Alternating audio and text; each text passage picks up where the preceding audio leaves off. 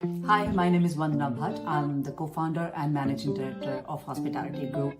We've started this company in 2007 and we currently have offices in Dubai, India and Canada.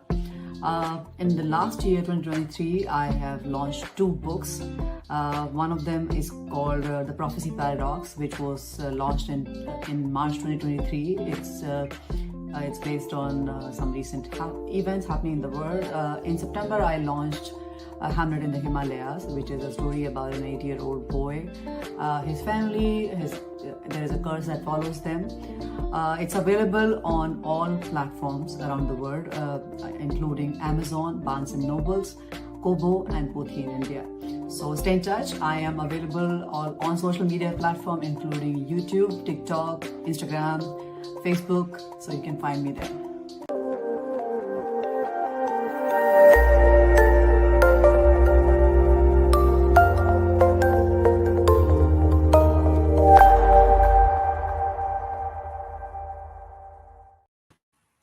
Good morning, good evening, depending Hi. upon what the world you're in. Welcome to the CEO series and welcome, Vandana. Thank you so much for being a guest. I know you're busy. You're a global kind of person between Toronto, Dubai, India, and all of that. So thank you for taking the time to be on the show. Thank you so much, Ron. Thank you for having me. It's a pleasure always. Always good. That's cool. Cool. So walk us through your career. I mean, from entrepreneur, and you've got a major brand in hospitality.com, but you still had time to write a book, write a few books. And the newest book, which we'll talk about a little later, is Hamlet in the Himalayas. Yes. So Yeah, so I started in Dubai into 2007. I did not know anything about hospitality before that. My husband worked in the hospitality industry, but I did not. We started with a recruitment company as partners, and then he was the one who gave me all the guidance about which department and everything. So I learned with him. Together we grew. We were during 2008, 1.5 years, I would say, we were making more money and we were doing much more than the company which we were partnered with. And that gave us momentum and some more passion about industry. My husband has been always passionate about it because he studied and worked in it. But then I kind of loved it, and then I loved to work with industry professionals, helping them with getting their jobs and all. So while end of 2007, we started feeling that there is a need, there was a gap in the market, and there was nothing that was connecting the industry professionals with the companies. So we thought that why not launch a portal? yeah. And then we started working on that. End of 2008, we already had a portal. Since then, we had, we with us, both of us, it's like when we already finished working on one thing, it's like, what's next? Yeah. So let's do something else. Then we launched our Hospitality Plus. Then we launched Executive Search in Canada, and then soon we launched awards. We did a TV show, and then awards, main awards, Hospitality Excellence Awards in the Middle East. Then F&B Excellence Awards, Chef Excellence Awards. Then we launched in India. We opened an office in India.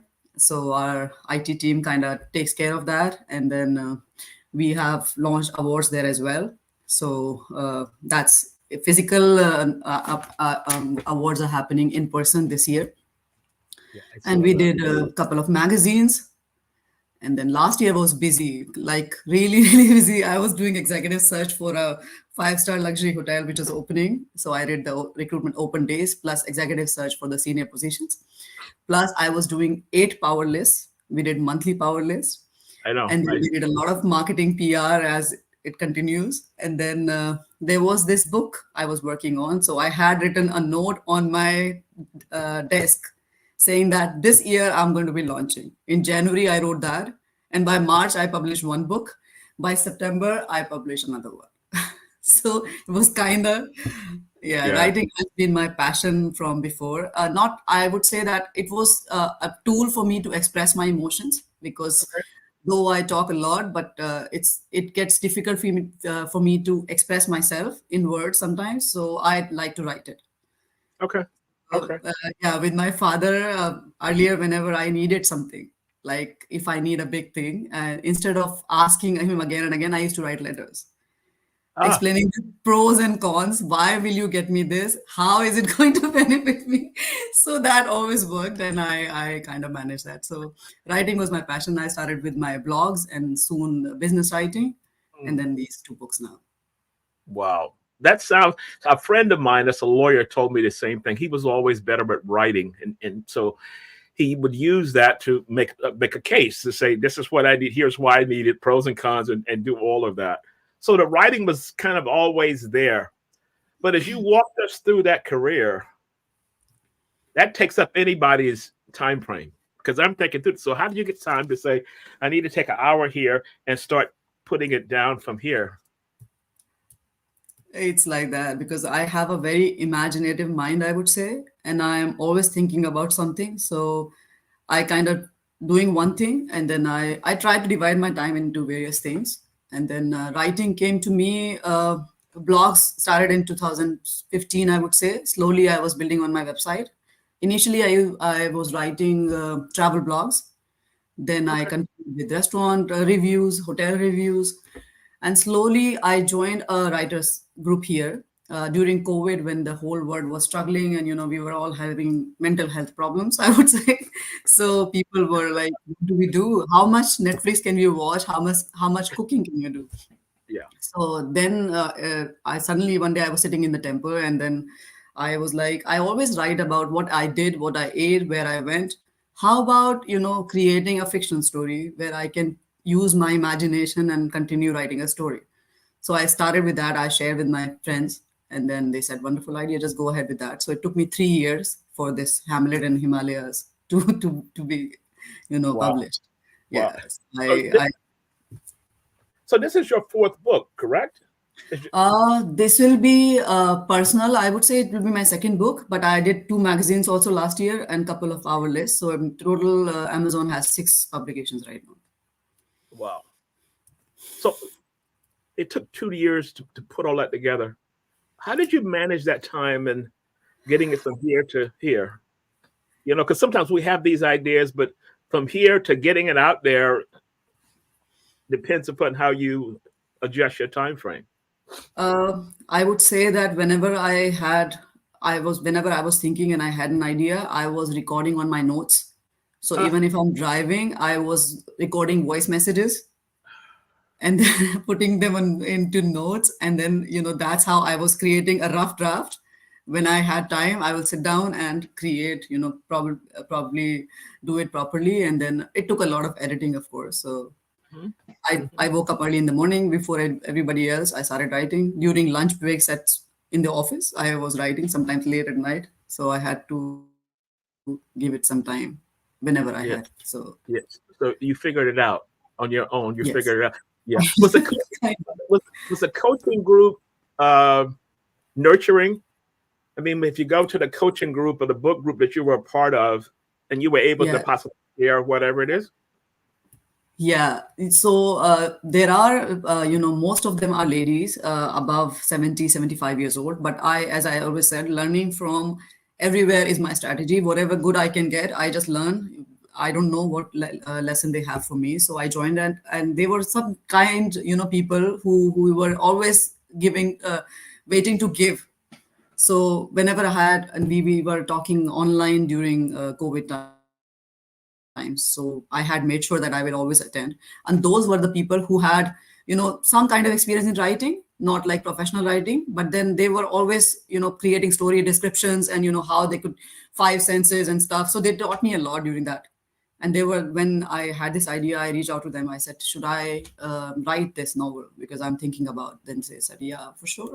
Continue. And then they kept guiding me throughout the process. So even if I had a draft, I would share with them, and then they came out to me and gave me some guidance. And that time frame for that first book you said was a couple of years. Yeah, around 3 years, I would say, because because first time I created a draft and the story was finished, I reached the end. I was like, oh my god, I wrote a whole novel initially with 1,000 per page, and then every chapter had to be at least 1,000 page. So when I reached the end, I was like, oh my god, 50,000 word. That's it. that's it, I'm done. And I celebrated with my husband. We sat down in the evening with glass of wine, and I like, oh, I'm done. And then it took the editing part. I did not know you need to have a lot of editing when you're writing a book. So I kept writing and kept editing, made changes. I actually changed the plot 3 times because initially I had a story based in Northern England, Okay. and the protagonist is based there, and the story follows there. I had to do a lot of research about Christian marriages, festivals, and everything. But then after I finished the a couple of drafts, I was like, there's no soul in here, Okay. because I had not lived that story. I was never in that part of the world. So how Okay. am I going to put my any soul in there? So then I changed everything and brought it back to India, Okay. in a place where I grew and I knew the culture. I put everything in That, there. so that was the prophecy paradox, was it? No, that was Hamlet in the Himalayas. Prophecy Was, Paradox, was the sorry, first just one? first one. Yeah. Yeah. It came in March. Okay. That was a quick one. Oh, That came to me in like 3 days. I had finished the book. really? How many, Because, huh? how many Sorry. words, pages was that? Putting that together? It was like 12 chapters, I would say. It's a small one. It's a non-fiction. Okay. But then it came out of my dreams. Wow. I Wow. see weird dreams, so I had put them all together. I did a little research. So a lot of devastation is happening around the world, and I Hmm. was seeing something like that. So I started putting all of that together. Started researching the net, and then why this was happening in particular religion, and then what are the prophecies, what you know science behind and everything. So I researched everything and together, and Okay. then that's why this book came up. So, It's so here with me. So what's the Yeah. relationship, if you could think about, the prophecy paradise and Hamlet book, is there any learnings that people could pick up from as to how life is going through and being so disruptive today? There's a grounding there that says, focus on this, focus on that. Yeah. So from prophecy paradox, I would say the lesson what I would like to give here is we all divide based on culture and religion. Everywhere, whatever is happening is based on these two things. So in this book, I have added every religion you have, and the conclusion is that every religion teaches the same morals. The Mm, values are same, morals are same, everything is the same. It's just we perceive it differently, and based on that we divide. yeah, So yeah, that's the main thing. If people start, there is only one thing. There is one supreme power, I believe, and then if people start learning that, I don't think there will be any wars or anything else. mm, So mm, that is my lesson from prophecy paradox. From Hamlet in the Himalayas, I would say this: goes through a lot of curse, family curse, where his generations were suffering due to that curse. And because when India is a country of big history, Mughals came to India and they started, ruling different parts of India. And then there was a time when people had to either adapt the religion or they were killed. So Kamal's family came from there, and they, migrated from one place to another, and that's where their story started, and the mm, curse that followed. So here, I would say that we all have problems in our lives. Everybody has. I won't say that any person in the world is happy. yeah, Everybody is struggling with their own thing, yeah, some kind or another. Even if you look from outside, people seem happy, people look satisfied, and everything else, but then behind there is something going on in everybody's life. mm, But instead of focusing on the negatives of life, if we try to put our focus on the positive things, during the day we go through positives and negatives. yeah, Instead of focusing on the negatives, if we start focusing on good parts, I think we'll be in better place. yeah. And that's where. Yeah, a lot better place, and I think so. My thought is always, I think social media has really damaged that because we see people and people post the good side. People don't post what's going on really in their Yeah, lives, yeah, yeah, struggles they're going through. And I think for younger people coming up, tying into and connecting to that so-called vision of success, the top of the pyramid, I think in a lot of cases it does a damage if that person can't get grounded to realize that's only maybe 10% of their life. exactly.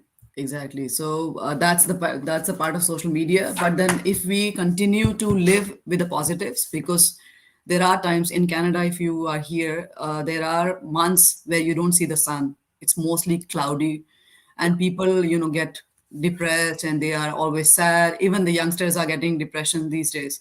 But then they are not looking at the positive side. They're always, feeling what they don't have. They always feel the lack, but they never focus on positivity. The Kamal's life is about, he struggles so much, it's not in his hands, these things are being pushed on him, but then still he just comes out of it because he believes in God first of all, and then he continues to push himself towards the better things. Mm. So if you do that, I think that'll be a life lesson. Yeah, if you guide that. Have you given any speeches relating to this? Because I think an audience outside of the book industry, the learnings from that would be important. Specifically, I'm thinking about colleges or something along those lines, because a lot of college people are trying to figure out what's next and they don't really know what's next. Yeah, I never tried actually. Being a speaker is one of my biggest dreams right now. Yeah. I always wanted to I've speak. seen I've seen you on stage. Don't even go there. I've seen you on stage before. But I started a TikTok channel for hospitality group last year, and then I keep making videos every day, and I post that for I connect with the hospitality professionals there, and I Okay. post about the jobs we have on the website and some career suggestion tips and all. So this gives me motivation, and also it gives me more confidence as well when I talk. One of our listeners, who's a frequent listener every week, Jim Moy, based out of Washington, D.C., Yeah. who's a big attorney there, posted the question: what is the biggest thing you want folks to get from reading your books? What is the biggest takeaway you want them to I would take? say that I try to put positivity, even though there are so many things happening which are negative. But then I try to put on my focus on positive things, and then try to give the readers at the end that whatever you do at the end, if you focus on the positive side, you will have a positive results in your career life. Mhm, So that's mhm. what I want to portray. So Okay, maybe that, then maybe that. okay, okay, cool. So that YouTube channel you've started, that's kind of the next stepping stone to, because you've got so many things going on.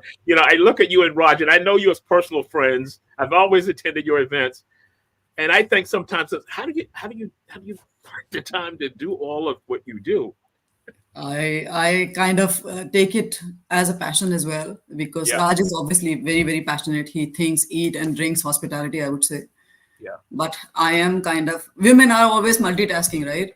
We yeah. are juggling between our kids, our social life. I am very, very, on social media. But whenever I see something on social media, instead of being a consumer, I am a content creator, so I take it that way. So whenever I see something and I get some inspiration from that, I try to make that kind of content. I write articles for business, so whatever topic I see which can be valuable for people, so I try to do that. So yeah, dividing here and there wherever I get. That's the Okay. beauty of having our own business. So whenever Yeah, we want, whenever wherever we want, we can just divide our time. yeah. So what's the name of that YouTube channel? Uh, it's on TikTok actually, which now is heading towards 50,000 followers. Really? So I started last year and I was posting every day. One of my video got viral. It Okay. had 250,000 or something. So people started watching that.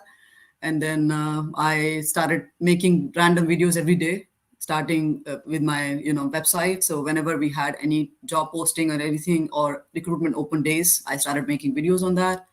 So people like that. A lot of people connect. So we just communicate through the website, through the TikTok channel. So people comment, I answer that. Yeah. So now it's I working. think I think that says a lot about your brand, because anyone can create a TikTok channel, but to get that Yeah. much of viewership over that period of time means that people are pulling something away from that, are learning from away from that. Yeah. No, it's like daily you have to be consistent. So you have to be producing content based on the value. So I'm working on a day before I create something, a post or something, I work on that, and then next day I create that video. So it has to be relevant to people. Mm, We have to provide value. So that's what I'm trying to do. And I okay. hope it flows. Right now, I'm online on my personal TikTok channel while I'm talking to you. Oh, really? Okay. Okay. Cool. Yeah. The first time we've been on TikTok, but that's a totally different demographic. Totally different demographic. Yeah, I go live once in a while, so on a hospitality group channel. So I go live, and then people ask me questions about the courses they are doing on hospitality, and then what kind of jobs they could apply for. So I try to guide them. A lot of recruitment scams happen in the industry, Yeah. so I try to save them from that, Bring because clarity to people that. are desperate when they're looking for jobs. Yeah. They can pay anybody. So Yeah. Yeah. I try to create that kind of awareness as well. So Okay. it feels good to me. Yeah. Well, the payback, it feels good because you having an impact, whether you know it or not, because you wouldn't have that many followers if you weren't having an impact, I with hope people. so. I Yeah. hope so. Yeah. Yeah, so it's there. So I just want to give a quick shout out to some of our frequent listeners. Peter says, great way to start the weekend. Jim Moy, who we just posted a question to. Abby says, great to see her live. Thank Fan, you. big fan. And we have Tamur from Lahore, Pakistan, my favorite country. I'll be there in maybe 4 or 5 weeks. Joe Levy, a workmate from our days at IBM. John Self, who's a frequent listener. So thank you all for being a part of the CEO series. So you've talked through so much, and you talked about multitasking, being able to portion this out. That's easier said than done. I've talked to you about my goal is to eventually write a book, and the times that I may have an hour and I said I'm gonna spend some time on it, I go there and I just get caught up in something else, and then the hours pass and I go back to what I'm doing. What is the trick to or insight to stay focused on something, even if it's just for a half hour? Because I know sometimes you may do a piece here, you said I take notes, I do this, and then I go back to what I'm doing. Exactly. No, I understand that. If you are thinking about writing a book, then it's in your mind. You are thinking about it, but then you are not able to type it. So you have to make sure that you wake, even if you have to wake up a little early. So instead of 7, you wake up at 6. Or if you're waking up at 6, you wake up at 5, so that before anybody wakes up, nobody is there to bother you. You are clear with your mind and you could just go there and do your work. So even if 30 minutes, I would say that sitting down, and then until you start it, the ideas will also not come. So once you start on your computer and you start focusing on that, then ideas start pouring. Okay. So that's what I would say. So it starts with sitting down in quiet peace, take a cup of coffee, and then start. Yeah. It'll happen. It has to be once in a while. Even if you can't do it every day, you start with once a week or so. Then slowly it'll come. So you know what I'm planning on doing today. I have a couple of hours. I'm gonna pull the outline up and start making some notes. And Exactly. yeah. For today, I had to be here at 9 o'clock. I'm in Toronto right now, so I woke up. Every day I'm waking up between 6 and 7. Today I woke up at 6. I set an alarm. I made my kids breakfast. I showered. I prayed. Everything done, and 9 o'clock I'm here with a cup of tea. So we have to plan, and I try to do that as well. Mhm. Wow, wow. So let's go back to I call it budding authors, because I hear a lot of people say, I would really love to put all this to paper. I've gone through this, and I think there's learnings from that. And I think lots of people, specifically people on social media, are thinking through, I need to start something. I need to get it from here to here to here. And each one of those steps is going to take us Yeah. through a transition. What would be some key points to say? So we've talked about, putting some time together, but lots of times we can get distracted and we go on to something else. And then it's 2 weeks later, myself included. Yeah, yeah. If there are people who sit down with the task list in the morning, so people write their task, what all they are supposed to be doing, whatever they woke up with, and then they write it and cross one by one. Mhm. So there is a time when I'm struggling with a lot of pile of work, which I'm feeling means suffocated. I'm feeling like I have so much to do. But then I've noticed that if we start doing one by one, everything happens. Everything takes care of it. But we Okay. just have to list it down what all we're supposed to do. And then it got, I even wrote a poem about it. I will take it step by step. And then, things are easier than we think. It's all in the mind. we make it big.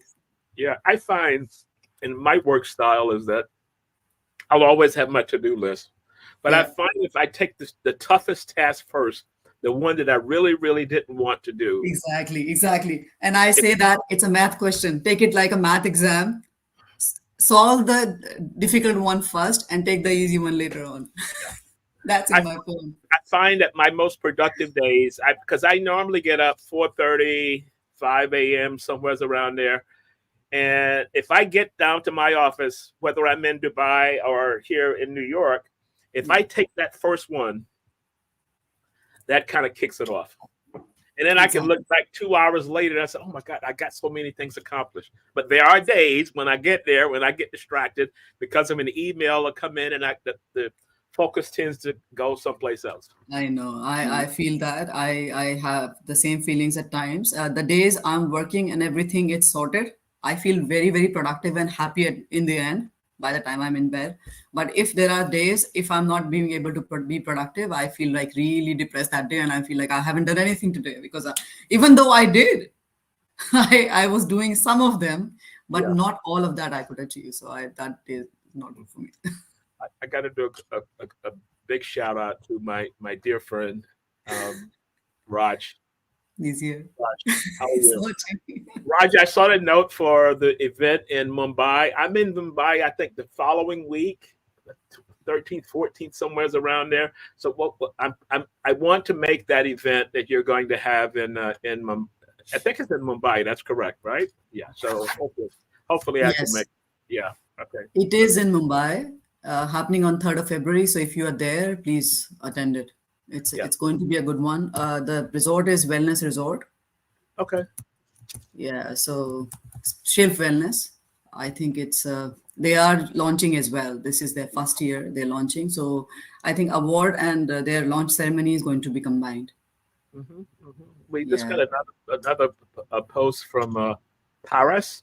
Says great Paris. conclusion for real life scenario. Focus on positive, good point. You brought a lot of new people to our channels, which we don't normally get. So that shows you the power that you have. That people are listening what you're talking about. So oh, that's cool. So let's talk about. Let's Yeah, go back. I Go, go hmm, ahead. No, go ahead. sorry, I cannot hear you. Can you hear me now? Sorry. Yeah. Can you please say Okay. that again? I missed it. No, I said we're talking about the real life scenarios, but my thought was I wanted to take the conversation back to growing up. What was an essential influencer in your life that kind of shaped you who you are today? From my childhood. Yeah. These days, I'm writing poems about childhood. I've posted two, and it got good review from people. I was always outgoing, I would say, and these events came to me from very early age. I was performing on stage in school until I graduated. So always on top of my class. Leadership, I would say that I was always the house captain and the school captain and stuff. I was the eldest in my family, so always responsible for my siblings. Okay. And then my parents gave me some kind of freedom where I could explore whatever I wanted to. I was a science student, Okay. but then there was a hunger of ambition from before. Sometimes Okay. between me and Raj, I feel like, is he pushing it? Or am I too ambitious for that? Because I always wanted to do something extra in life. Yeah. So I don't know. Initially wanted to be a doctor, Okay. MBBS, but then I didn't. I got married very early. I was 21 when I got married, Okay. thinking my life would end. But I'm grateful that I got Raj as my husband. Hey, He Rod. Hey, Rod, you got to be he careful with Google, yeah. So he saw that I wanted to do something. I wasn't built for just working at home.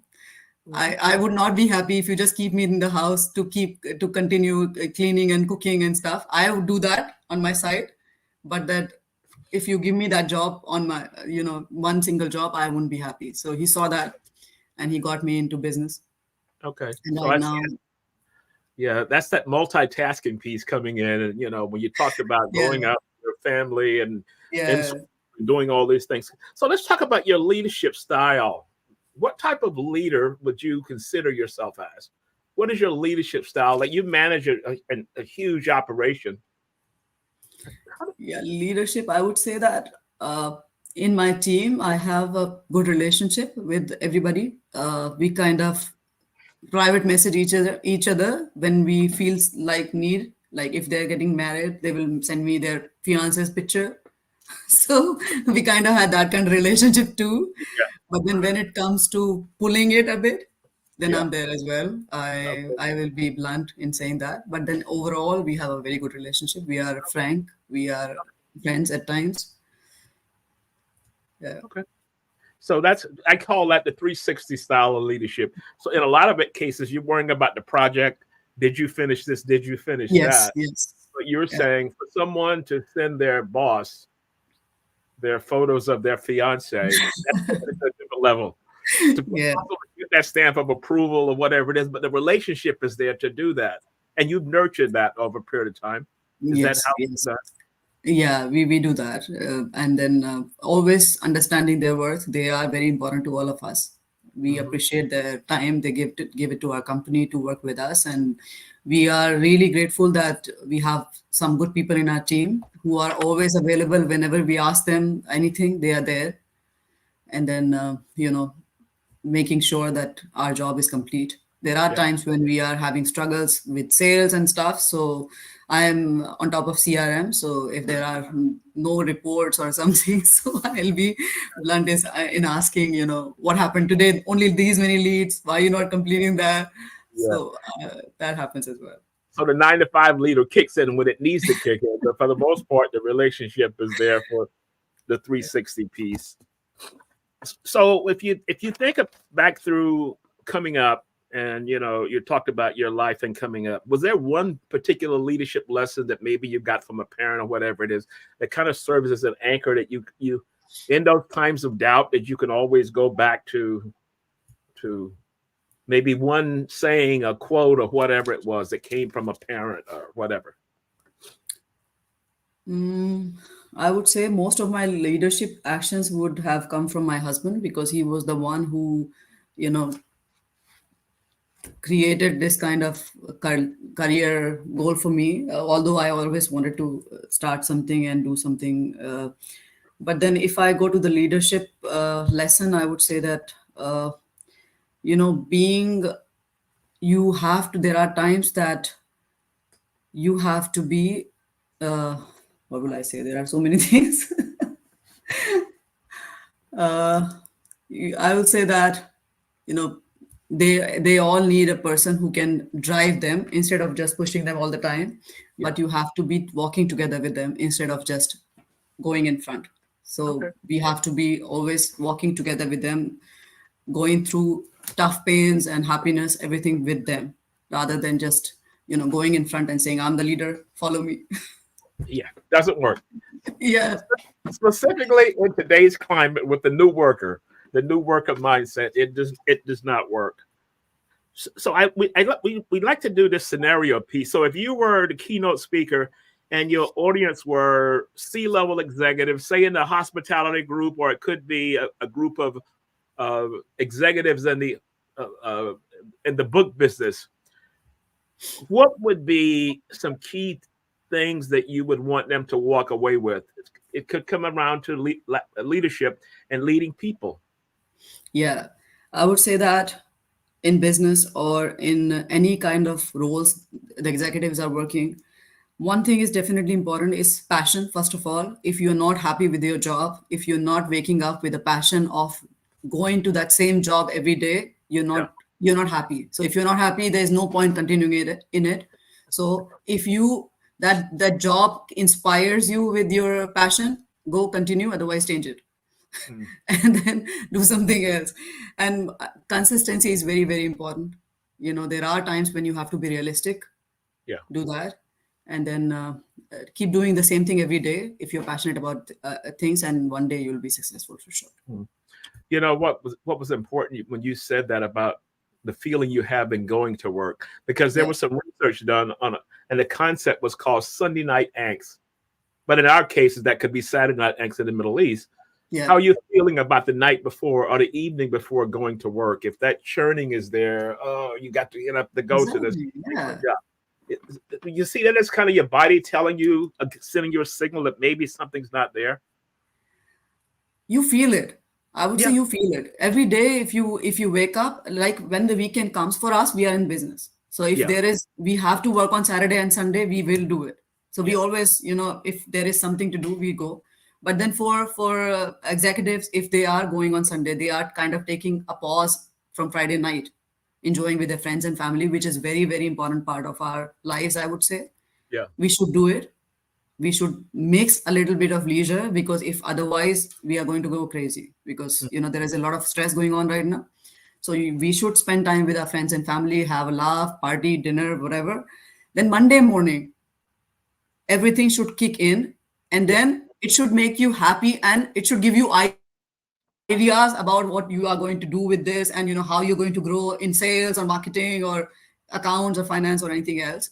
So if it's not giving you those kind of things, it means maybe you're not happy with your job. If it feels Mhm. like a burden, Yeah. like why am I sitting here on this job, why am I not outside? So Yeah. those kind of questions means that's probably not for you. Yeah. I gotta find a way to fix this. And I quit a job one time based on that because I didn't enjoy Sunday evenings anymore. And I Hmm. found out that when I got up on Saturday mornings, I still had the thought of Sunday was the next day and Monday was the next day. And I said, I can't do this anymore. So here's some Hmm. research behind that. People are quitting jobs at an earlier rate. It used to be you don't like the job, stay there for a year, stay there for X amount of time. I've known people to quit a job in a month because they weren't going to put themselves through that. Hmm. So when I talk to leaders and I say your new customers, your employees, and if they're not getting it, they're going to leave. Exactly, Mm. exactly. So obviously, if you are leaving your job, you're taking a big risk. We Yeah, did that when we were working in Africa. yeah, So my husband decided to, he was not happy with his job. mm, So whenever he was always, exceptional in his role. But then at times he was not happy. So he would always talk about starting something of his own, which yeah, he could do passionately. And then we just left everything overnight and came to Dubai to start something new. So there really, is always risk when you start something like that if you're not happy with your current role. But then it takes a lot of hard work, passion, resistance. There are ups and downs that you have to go through. Otherwise, with success, change is necessary. So if yeah, you are willing to change yourself, if you are willing to change the circumstances, we've been to one bedroom, to two bedroom, to five bedroom, yeah, back to one bedroom. So if yeah, you are not willing to do that, there's no point of changing your job. Just stay where you are, yeah, be happy. yeah. But then if you are willing to change, then there are things. So for the people that are not aware of this, they created Raja Mandana created an award ceremony. So think of the Oscars for the hospitality industry, and it's one of the biggest events in the UAE. It is one of the biggest events in the UAE at this particular time. So go back to when we had the first one. I think the first one, I forget how many years ago that was. The first one was 2015. 2015 was yeah. Yes. And you think about from here to here. We have to still make it. I don't know. We want to make it a you know global company, similar, maybe similar kind of stuff we want to do, replicate in India, maybe another part, Singapore or US, Yeah, everywhere. So that, because it's all about appreciating, we connect the industry with the professionals. yeah. So that's what we want to replicate everywhere. So it's still a long way to go, but we Okay. are on our path, I would say. Okay. Okay, cool. Um, so that journey in trying to build this out, and what I find so amazing about and knowing you and knowing your career is that in all of that, you were able to stay focused on that piece, coming back to writing. And that writing, did you see writing as kind of a I'm gonna go here and recluse and I can shut this off and I can do this. You got me there. Yes. That's Yes, it. a lot of time, because when you are working on a particular thing, like recruitment open days gave me a lot of Yeah. stress. Last year for one five-star hotel, when it was opening, I had 5,000 resumes to check. And I was going crazy. My hand was like, it was swollen and there was a lot of work to do. So between that time also, I was going in between and working on my book because I knew that it had to come out in September. And then it gave me time to, just cut from there, come to something else, relax my mind maybe, and Yeah. then go back to that. Hmm. And I'm glad I was able to do. So my client who worked with me, they were very happy. I was quick with them also. So I'm Yeah. kind of doing this and multitasking. Here the phone is buzzing, Yeah. client Yeah. is calling, candidates are calling, but then I had I had them in hand. Yeah, Wow. The ability to shut it off, go to another room, close the door, and here's what I'm going to focus on. Then I open that door and I come back an hour or so later and get back into the thickets of doing what you're going to do. kind of. Yeah, as I said, my mind is very very active, and Mm. it always keeps working on something. Yeah. So that comes back to a question I have on, people are talking about work-life balance. And every person is different. But all you have going on, you still have enough time to carve this out. How would you advise people to, how can you break it up into segments and separate work, separate passion, separate to a to-do list of something that you really, really wanted to do? So we all have these blocks. Exactly. Yeah. I was listening to somebody, I think, and there they talked about 888 rule, which was like we have all have 24 hours in a day, and Ah, we should divide them between 888 means eight hours should be for work, 8 hours should be for sleeping, and 8 hours you divide with your passion or your friends or something. So 2 hours or 1 hour, whatever you want to do, divide them in those things so that you get time for everything. So mhm. you are not just spending your life, you're living your life. Okay. There is a difference. There Yeah. are people who are just spending their life because they know that they have got a life and they have to just live with it. But to live life, it needs a lot of things, not just work. Mm. So you have to divide your time between all of these things. And obviously, as a woman, I have kids. So I'm responsible for their well-being as well. So, sometimes cooking for them, packing their lunches, pushing them, taking them to classes, driving them around the town, and all that thing, come to. So I just try to balance that. And then meanwhile, when I'm, like I said, whenever I'm driving and suddenly idea pops up, so I try to just note it down quickly Yeah. so that even if I'm watching a TV show and there are words which are good in vocabulary and I want to add that, I would write in my notes. I do the same. My Every time husband hates it at times. He's like, how you, yeah, I always keep a pad and I make a note and I'm I all use my phone. So yeah, pad go is not here now, but at home, yeah. When I'm yeah. making notes, I have a notebook in the office, so I do that. But then otherwise, I make notes. So let me give the audience a different view because you said my kids to take care of, but you have a very famous son who's in the music business, tremendous following on social media, Yeah. and so you're doing that, and plus you're managing a quasi celebrity within the household. You're in his studio now. Yes, I am sitting in his studio. He doesn't know he's still sleeping though. So yeah, this is what I'm using to make my TikTok videos as well. Oh, really? Okay, okay. So you're paying him a fee for rental. Okay, that's cool. No, no, no. He has to pay us back. Yes, that's right. Okay. So talk to that because you've got a budding celebrity there that who's known globally, his music, and just started with a passion. And I think Yes. and I think from you and Raj, you're a living example that a young man like that could really connect to say this can be done. Exactly.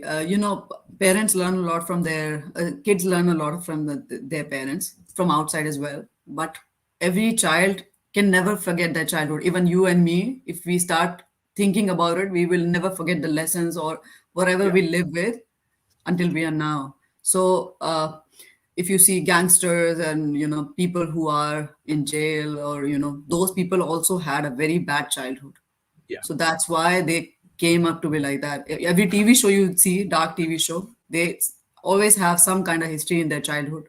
Mhm. So for us, we wanted to make sure that we balance with our kids So once we started our business, we always made sure that we came home on time so that we could give our son time when he was the only one.